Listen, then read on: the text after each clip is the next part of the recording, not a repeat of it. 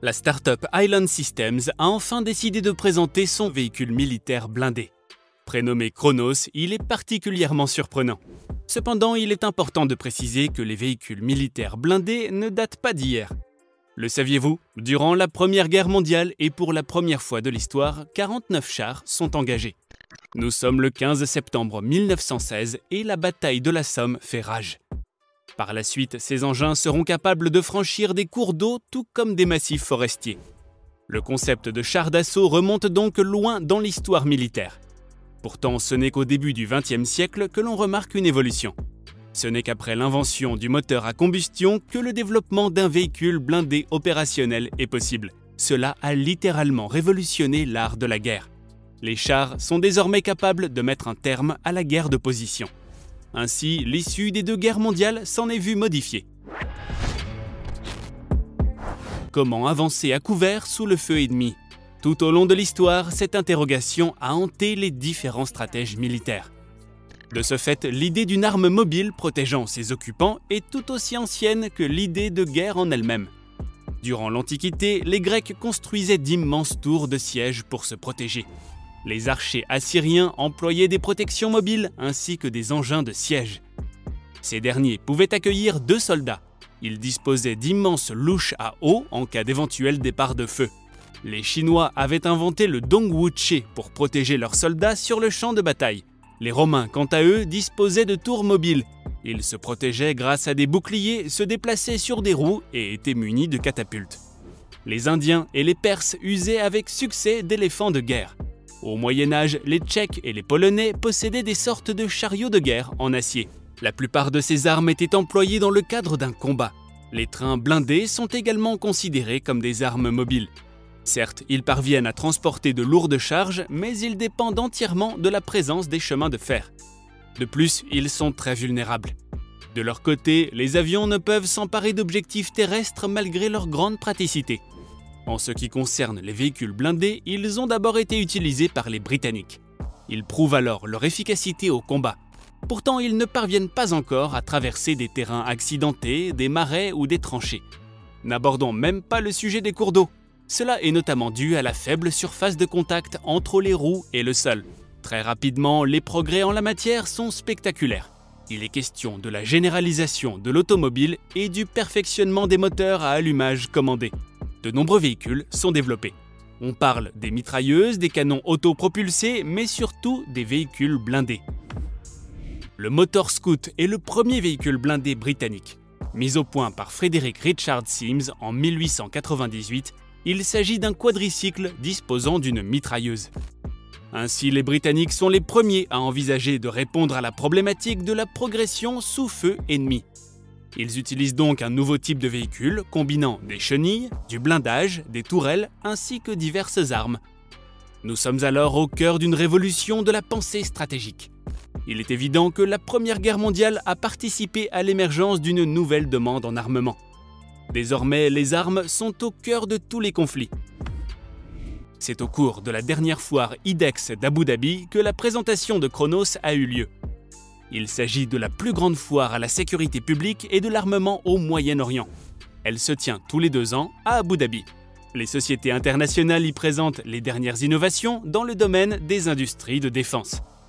On peut parler d'une sorte de plateforme pour l'ensemble de l'industrie militaire. Il faut savoir que les Émirats arabes unis sont à la pointe de la technologie militaire.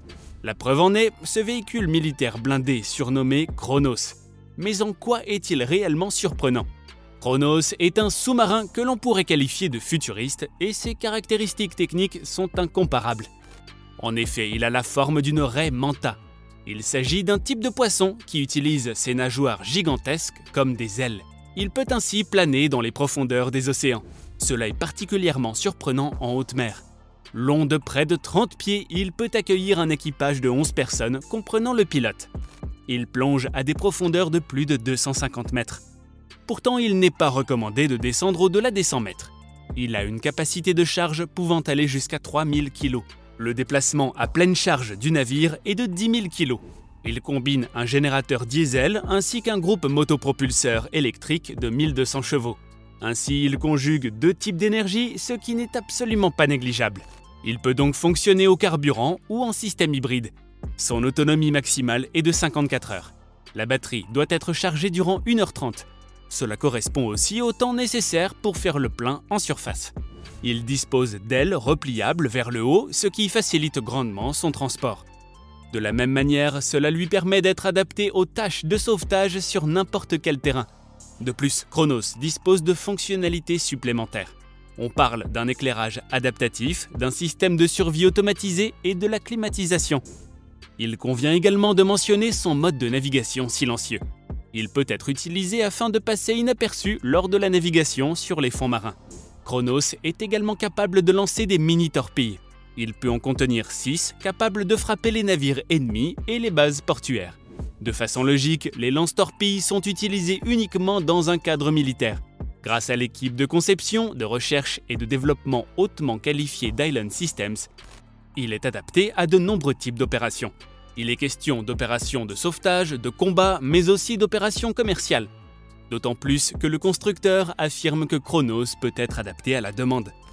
Plus simplement, ce submersible blindé est issu d'une conception hydrodynamique très avancée. Il offre de hautes performances ainsi qu'une efficacité exceptionnelle. Comme le rapporte Island Systems elle-même, Chronos réduit considérablement les coûts énergétiques lorsqu'il est immergé. Le sous-marin présente donc une conception de coque innovante.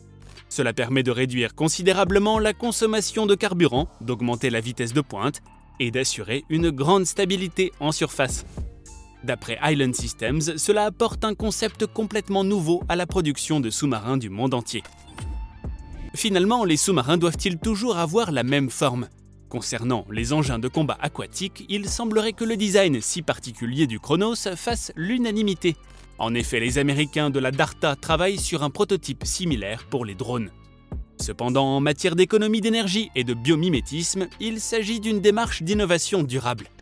Elle consiste à transférer et à adapter à l'espèce humaine les solutions déjà élaborées par la nature. De son côté, Island Systems a été créée en Ukraine. Aujourd'hui, elle se situe entre les Émirats arabes unis et le Royaume-Uni.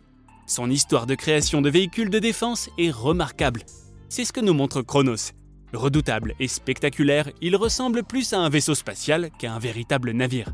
On pourrait croire à une bête qui vole sous la surface de l'eau. L'apparence des armes en construction ressemble de plus en plus à ce que l'on voit dans les films de science-fiction. Est-ce une bonne nouvelle? Pas vraiment. Ces engins sont-ils uniquement créés à des fins militaires? Ne peuvent-ils pas être utiles à la planète? Par exemple, il serait judicieux qu'ils partent à la découverte de nouvelles sources d'énergie respectueuses de l'environnement. Au point où nous en sommes, toute aide pour lutter contre le réchauffement climatique est bonne à prendre. Dans le cas où vous auriez apprécié notre sujet du jour, n'hésitez pas à liker cette vidéo.